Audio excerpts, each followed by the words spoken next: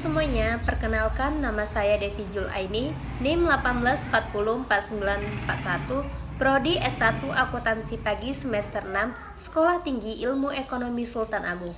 Di sini saya akan membahas tentang contoh kasus mengenai pelanggaran etika audit. Di sini saya akan membahas tentang kasus markup atau penggelembungan laba bersih tahun 2001 oleh PT Kimia Farma Tbk. Permasalahannya, PT Kimia Farma adalah salah satu produsen obat-obatan milik pemerintah di Indonesia. Pada audit tanggal 31 Desember 2001, manajemen Kimia Farma melaporkan adanya laba bersih sebesar 132 miliar dan laporan tersebut diaudit oleh Hans Tuanakota dan Mustafa atau HTM. Akan tetapi Kementerian BUMN dan BAPEPA menilai bahwa laba bersih tersebut besar dan mengandung unsur rekayasa. Setelah dilakukan audit ulang pada tanggal 3 Oktober 2002, laporan keuangan Kimia Farma tahun 2001 disajikan kembali karena telah ditemukan kesalahan yang cukup mendasar.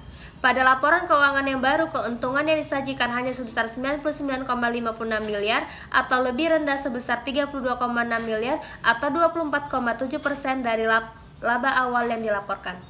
Kesalahan itu timbul pada unit industri bahan baku, yaitu kesalahan berupa overstate penjualan sebesar 2,7 miliar, pada unit logistik sentral berupa overstate persediaan barang sebesar 23,9 miliar, pada unit perdagangan besar farmasi berupa overstate persediaan sebesar 8,1 miliar, overstate penjualan sebesar 10,7 miliar. Kesalahan penyajian yang berkaitan dengan persediaan timbul karena nilai yang ada dalam daftar harga persediaan digelembungkan. PT Kimia Farma melalui direktur produksinya menerbitkan 2 buah daftar harga persediaan atau master price pada tanggal 1 dan 3 Februari tahun 2002. Daftar harga per 3 Februari ini telah digelembungkan nilainya dan dijadikan dasar penilaian persediaan pada unit distribusi Kimia Farma per tanggal 31 Desember 2001.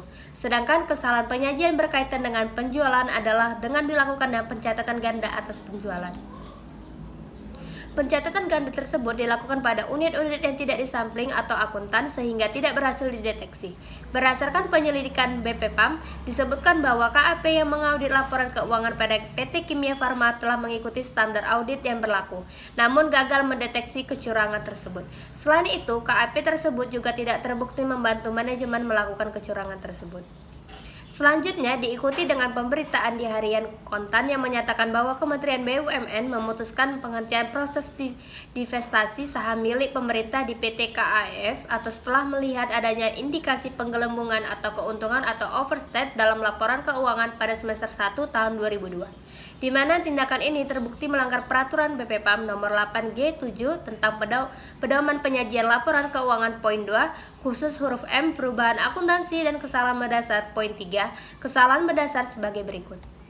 Kesalahan mendasar mungkin timbul dari kesalahan perhitungan matematis dan kesalahan dalam penerapan kebijakan akuntansi, kesalahan interpretasi fakta dan kecurangan atau kelalaian.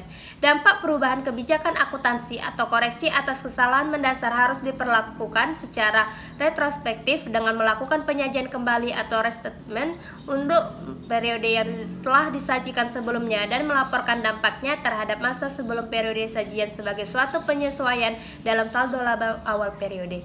Pengecualian dilakukan apabila dianggap tidak praktis atau secara khusus diatur lain dalam ketentuan masa transisi penerapan standar akuntansi keuangan baru. Sanksi dan denda.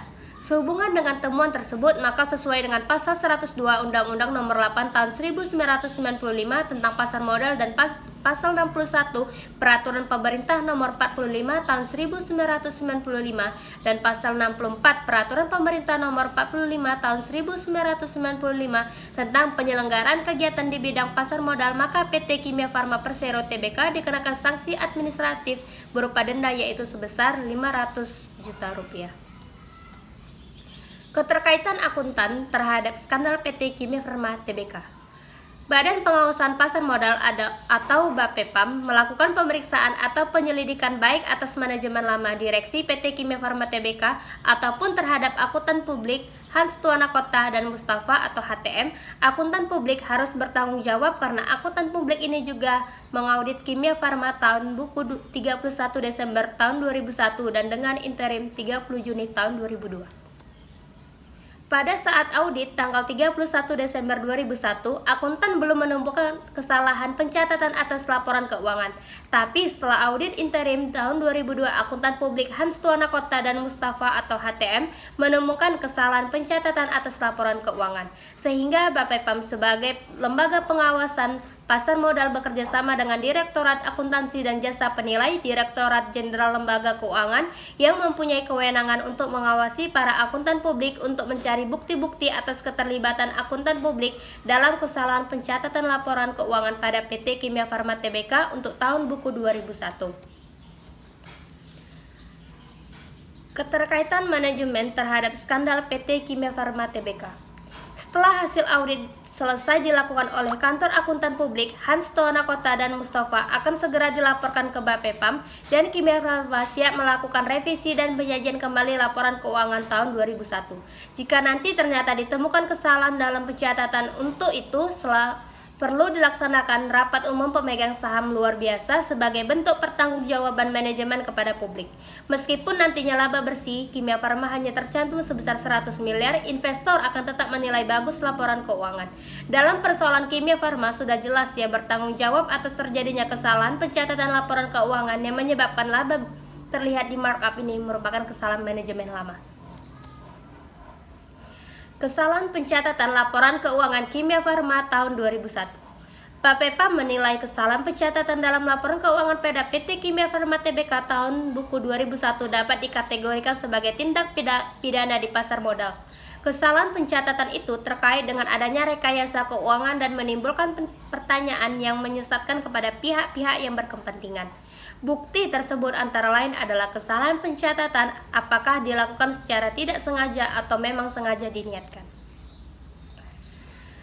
Kita masuk ke pembahasan dan kesimpulan dampak terhadap profesi akuntan. Aktivitas manipulasi pencatatan laporan keuangan yang dilakukan manajemen tidak terlepas dari bantuan akuntan. Akuntan yang melakukan hal tersebut memberikan informasi yang menyebabkan pemakai laporan keuangan tidak menerima informasi yang valid. Akuntan sudah melanggar etika profesinya. Kejadian manipulasi pencatatan laporan keuangan yang menyebabkan dampak yang luas terhadap aktivitas bisnis yang tidak fair membuat pemerintah campur tangan untuk membuat aturan yang baru yang mengatur profesi akuntan dengan maksud mencegah adanya praktik-praktik yang akan melanggar etika oleh para akuntan publik. Sekian dan sampai jumpa lagi. Terima kasih.